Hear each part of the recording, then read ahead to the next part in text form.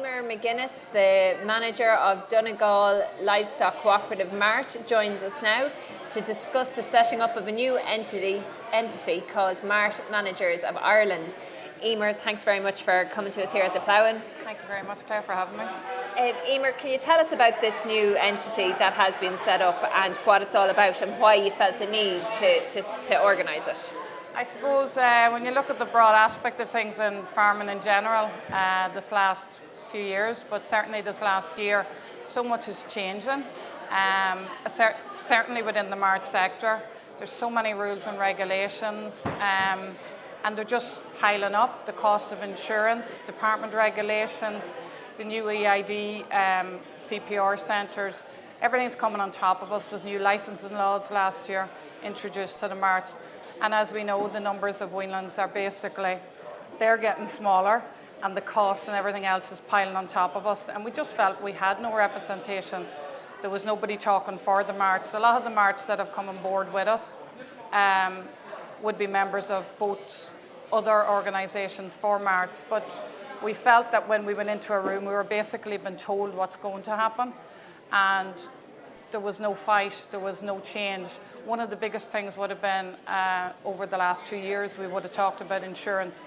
Insurance is massive for marts at the minute, probably like it is for many small businesses throughout the country. But it will close marts, and we do know that. That is a real fear that we face. So that would have probably brought a lot of the marts in the beginning. So basically we set up, I talked about it a few months ago, and then we came and we met.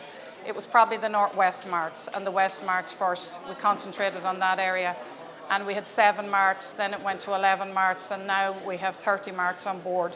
And we'd be hoping, it's basically, we're together, we discuss all our serious issues that are serious and that we feel are going to close us, and we tackle them as a group and we see what we can do. The first thing we decided to tackle was the insurance, because that's, as I said, our biggest cost. And we were told by the other organisations that just suck it up, that's it, you have to, your insurance is what it is. So we went and we found another insurance company, brought them into the room to talk to us, and now they have taken on 7 of them marts and are in the process of doing up new premiums for the rest of the marts. So that'll be, and with massive savings, I have to say. So Eimear, just when you mentioned there that you were basically told to kind of suck it up, that this is the price, this is the premium, this is the level.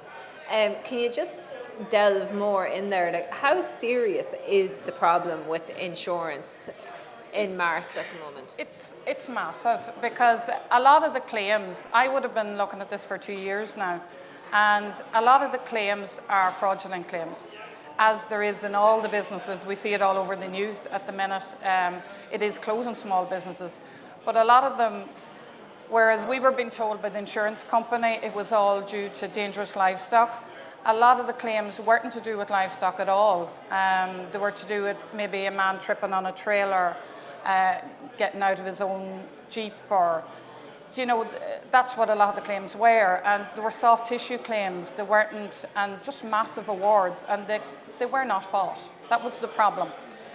It was easier to settle them, and while I understand that, and it's more cost effective for the insurance company to settle them, it's not more cost effective for the mart, because we ended up paying for it. So there's marts paying upwards of 150,000. That's what they're paying in insurance. And you felt that the likes of ICOS were not representing the marts at the level that they needed, because like you've mentioned possible closures there. So how important is it for an organisation now, such as the Mart Managers of Ireland, to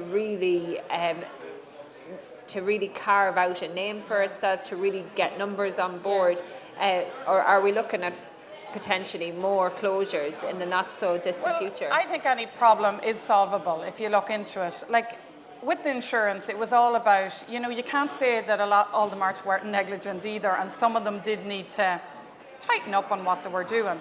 But that was never done. I felt as an organisation, you have to sit down, especially with insurance, and you have to look where the problems are and get rid of them. If you have to put in safety pens, put them in.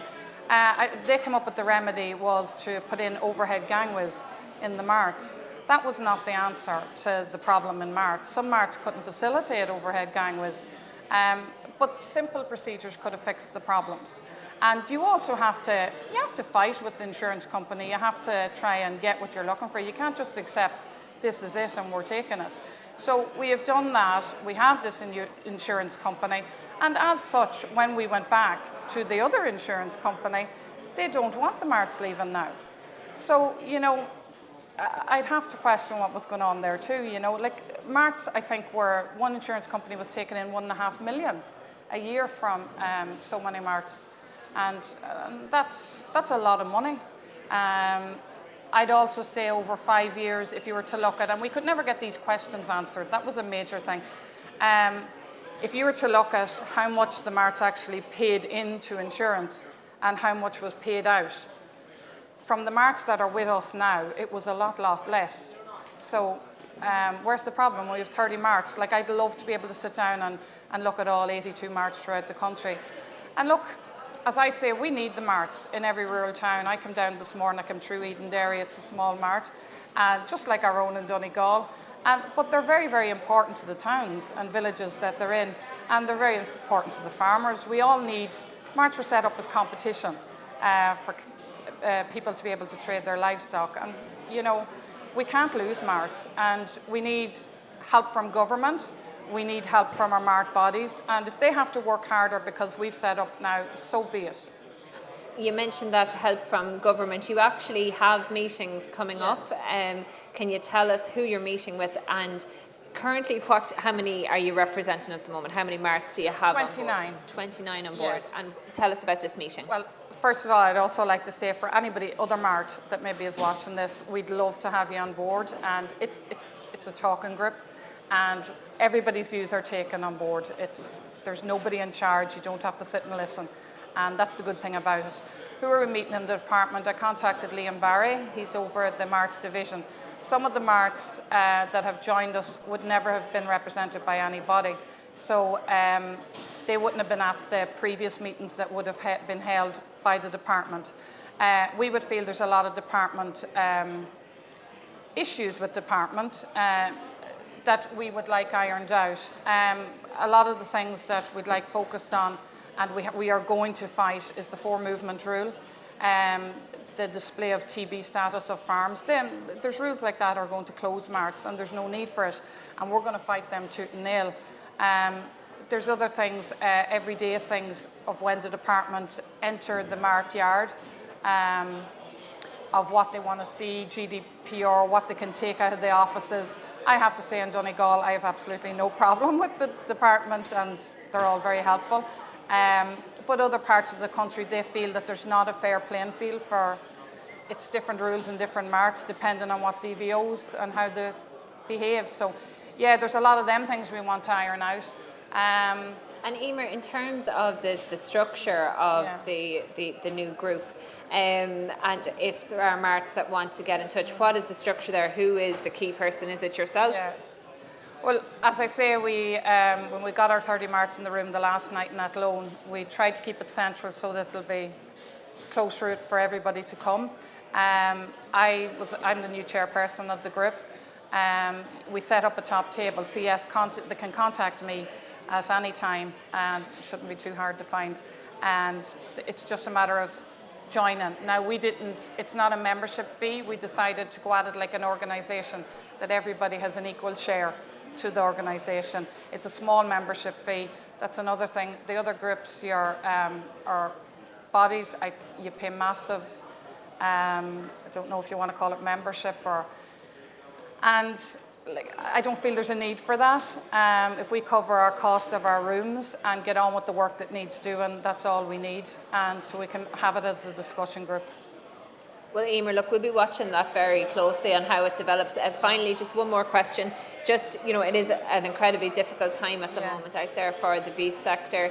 Is that impacting on marts? How would you do? How's the autumn trade looking for your own mart? We have our show and sale this Friday. I know there was a show and sale in a mart not that far away from me there last week. I rang them there on the way down yesterday to see how it went, he said cattle prices are back. It's a very difficult time for farmers, and you know what's been going on the last few weeks, and I'm delighted the talks took place, but me personally, I don't feel enough came out of the talks. The 4 movement rule, which really affects the marts, was not even discussed. The 70-day quality assurance, when we see everything that has been going on with quality assurance over the last few weeks, and yet cattle are not allowed to come through your rings or they lose their quality assurance. I think it's absolute madness. There's no transparency, and I would like to think that this task force, while we didn't get everything we want out of the talks, I hope and pray that this task force is really going to sit down now and do what it was set up to do. And I will be keeping an awful lot of pressure on all our politicians to make sure that that happens. Okay, Eimear, we'll leave it there. Thank you very much for joining us, and we'll be in touch soon. Now we'll see what else is going on around the site.